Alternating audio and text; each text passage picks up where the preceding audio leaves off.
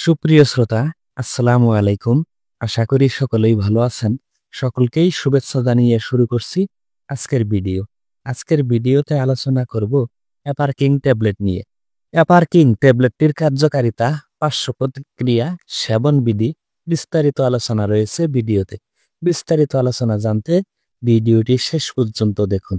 অ্যাপারকিং ট্যাবলেটটির উপাদান হচ্ছে লেবোডোপা plus বেনজারাজাইড।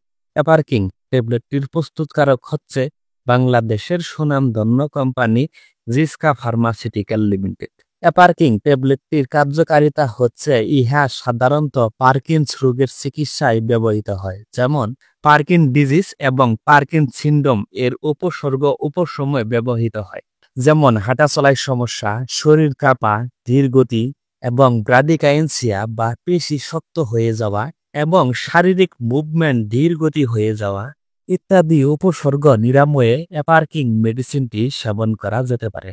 অ্যাপারকিং medicine এর কার্যকরী পদ্ধতি হচ্ছে যেমন লেবোডোপা মস্তিষ্কের ডোপামিনে রূপান্তরিত হয়ে পার্কিন্স এর উপসর্গগুলি নিয়ন্ত্রণ করে এবং বেনজারাজাইড লেবোডোপাকে শরীরের বাইরের টিস্যুগুলিতে রূপান্তরিত হতে বাধা দেয়, যাতে লেবোডোপা এর অধিকাংশ উপাদান মস্তিষ্কে পৌঁছে ভালোভাবে কাজ করতে পারে।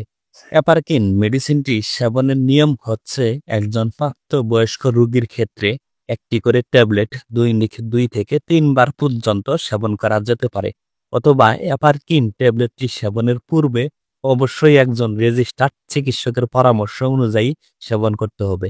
কারণ আমরা শুধু আপনাদেরকে মেডিসিন বা ঔষধ বিষয়ের প্রাথমিক একটি ধারণা দেওয়ার চেষ্টা করছি, চিকিৎসা নয়।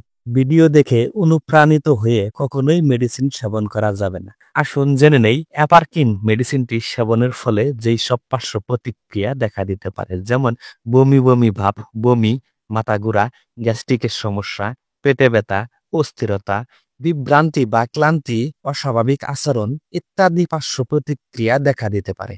তাই আমাদের ভিডিওগুলি ভালো লাগলে প্লিজ একটি লাইক করুন। প্রতিদিন মেডিসিন বিষয়ে ভিডিও পেতে চ্যানেলটি সাবস্ক্রাইব করুন অথবা পেজটি ফলো দিয়ে আমাদের পাশেই থাকুন। আমাদের ভিডিওগুলি আপনাদের মূল্যবান সময় দিয়ে সম্পূর্ণ দেখার জন্য সকলকেই জানাচ্ছি অসংখ্য ধন্যবাদ।